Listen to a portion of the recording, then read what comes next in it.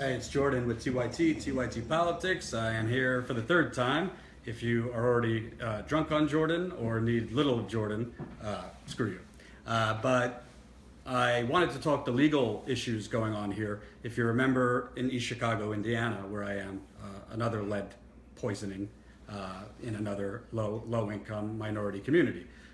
So my first time here was in August. I was at the West Calumet complex, and that was pretty much like 85% African American, low income people, and that's where they found the highest concentration of lead, and that's when the whole story was exposed. Lead in the soil, obviously lead coming up, which people were inhaling. This was in Zone 1. There's 3 zones, Zone 1, Zone 2, and Zone 3 in East Chicago, Indiana. And East Chicago, Indiana was basically a city built on top of lead. Lead plant was right by this complex, West Calumet complex. Lead emitters, there was the DuPont factory, which was originally for insects and things like that. There was just a lot of lead offenders, and pretty much nobody knew but the EPA. After the EPA was formed in 1970, and city officials knew dating back a few decades. But little was done. There was infrequent testing in certain areas, but the most comprehensive testing was done this year, and that's when they found in West Calumet complex 218 times the allowable lead limit. I think the allowable lead limit is 0, but that's just me. So they are forcing eviction for all of the complex because they're going to demolish it. So low-income African Americans, when I was first there, they were pretty much not told anything, and then they were told very little, and then they had to fight for everything, for housing coupons to move, and many other things. So you could watch that original video if you click on playlists, youtube.com/TYT Politics, and under playlists you'll find the playlist for the Indiana lead crisis. So now I'm here with an attorney, and you have been dealing exclusively with that complex that I visited. Sorry, I forgot your name. Yes, my name's Emily Coffey. I'm an attorney with the Shriver Center. Emily, and you've been dealing with the complex and trying to help, the residents I just described. There's legal issues, there's financial issues, a whole lot. Right. Can you talk about kind of from where I was here in August to now, how has it evolved and where are we at now? Sure.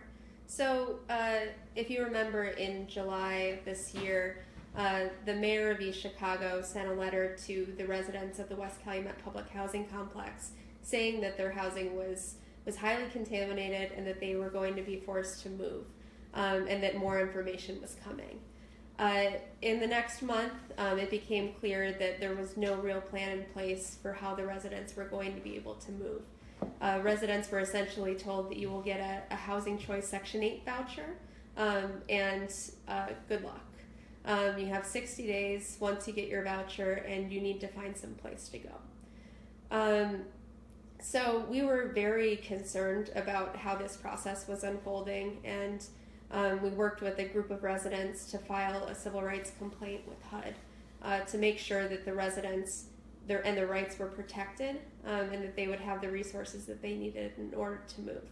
So we represented a group of both current and former residents of the West Calumet complex, including one resident who had left the complex a couple months before the mayor's letter went out. And she left because 2 of her children had elevated lead levels, and her doctor told her that it was dangerous for them to live there. So she actually chose to be homeless rather than to continue to live there. And she was told that she wouldn't get a housing voucher because she wasn't a current resident and she didn't qualify. So we filed a complaint on her behalf and on behalf of a bunch of residents that were still living there, and a community group called Calumet Lives Matter, to make sure that both current and former residents were protected and that they would be able to move somewhere that's where they wanted to go. So from what I recall also, there was questions about if you had criminal history, you couldn't get a voucher and other things like that. How did that evolve? Well, so after we filed our complaint, we settled with the housing authority about 2 months later, And residents, they still have to go through a screening process, but as long as they're in good standing with their voucher, they should be able to, or with their current housing, they should be able to qualify for the voucher, and there shouldn't be any issues there. But with our settlement, we made sure that the residents didn't have to pay rent anymore. That was a really big deal for the residents because they were furious that they still had to pay rent even though they'd been told that their housing wasn't safe and that it was poisoning their children. Sorry to stop you. Were they still being charged for water during that time? I believe they continue to be charged for water. And the water was never tested there? It was tested. It was? Recently. Okay. Yeah. Do we know the results? I know that some residents have had some results that show that there is lead in the water. That's interesting considering an EPA official in that complex, Brad Benning, I think was his name, just very emphatically told me in August there was no water issue. So either he was hiding something or negligent. Yeah. So residents still have to pay for the water bills at the complex because that's not something that is included in their rent. They have a separate bill for that. But residents do, currently they no longer have to pay rent, which is a really big deal for them being able to move. And in addition to that, residents were given more time to move. At first they were only given 60 days, which is a really unrealistic time frame for 300 plus families to have to find somewhere to go, especially with something as difficult to use as a housing choice voucher. So residents now have until March to move. And at this time, I think that about half of the complex has left. And they have had more support than they otherwise would have in order to identify housing and to pay for the expenses that are associated with having to move, security deposit, background check fees, the cost of a moving truck and hiring movers and people to physically move your stuff to a new unit. And now all of those things are being covered. Who's covering it? It's covered by the East Chicago Housing Authority.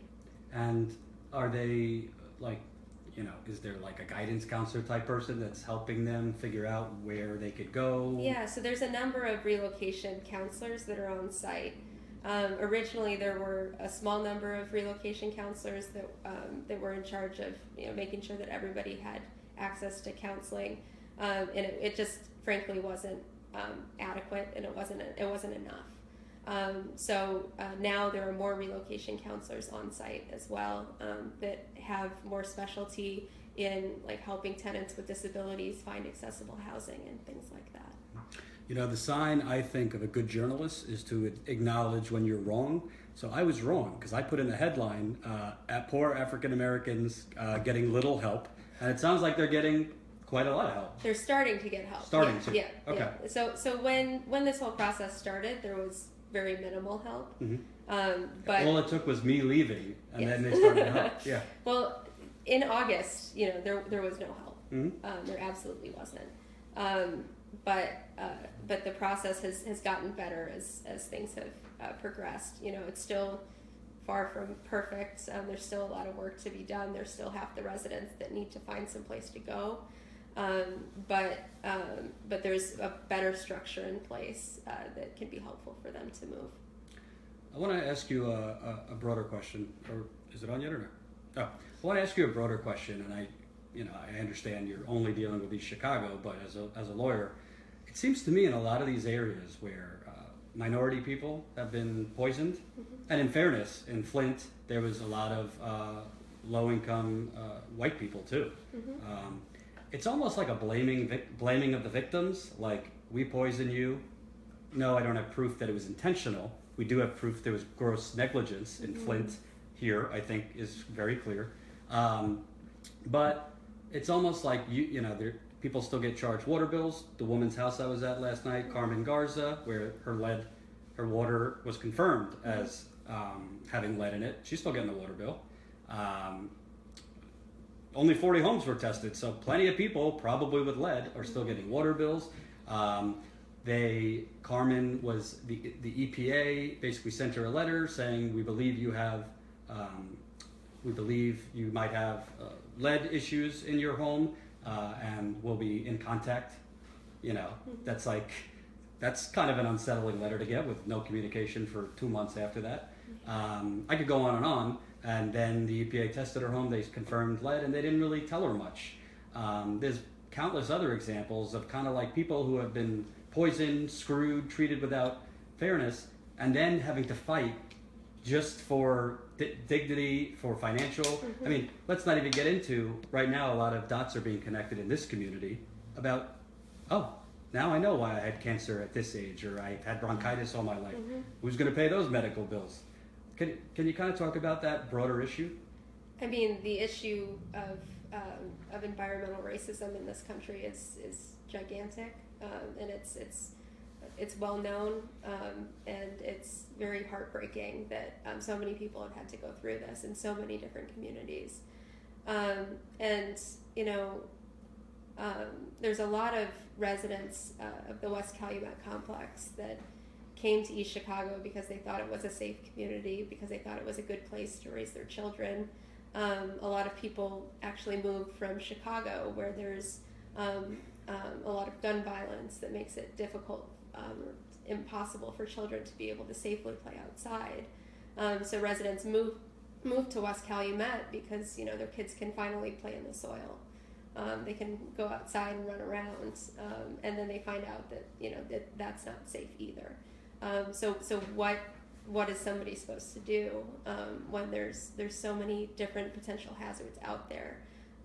When everybody should just have a right to be safe and healthy in the community that they're living in.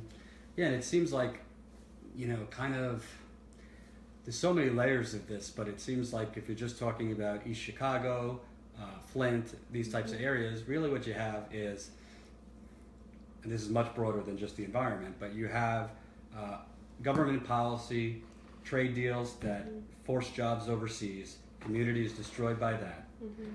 You have, I'd say, kind of radical policies, mostly Republican governors, big corporate welfare, deregulation, all this. We can't give enough money to the wealthy and the corporations, but we just don't have enough for schools and all that. And then you have an unwillingness to invest in infrastructure.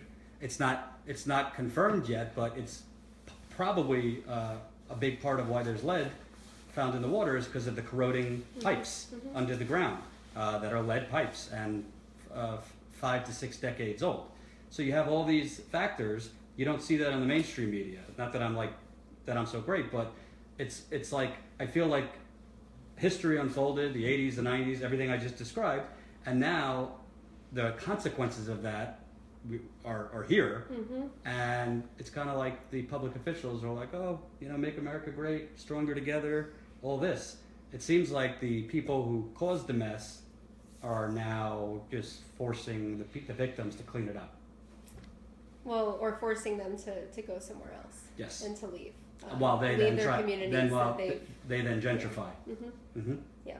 So, I mean, with Standing Rock, I was in Standing Rock for a while, and I think at first there wasn't that much awareness, but a community that for a long time Native Americans are like the original victims.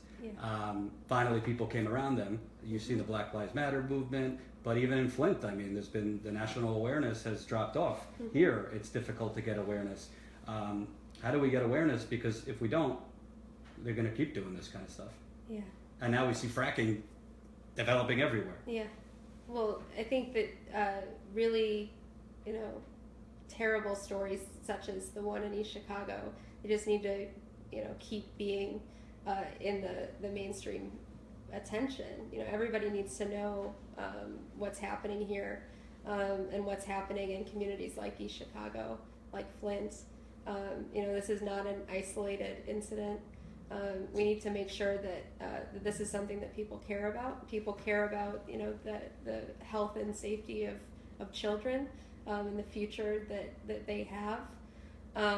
And it's just something that, we need a shift in consciousness to make sure that people, take these issues seriously and they want to devote resources to fixing these problems. We know how to solve lead poisoning. We know how to get rid of lead paint. We know how to get rid of lead in the soil. We know how to fix lead pipes. We just need the political courage to do it, and we need to make sure that our officials, at every level, at the local government level, up to the president, are devoting resources and making sure that this is a priority. But I think part of this also, and I don't know if you're like an environmental expert. I don't claim to be one.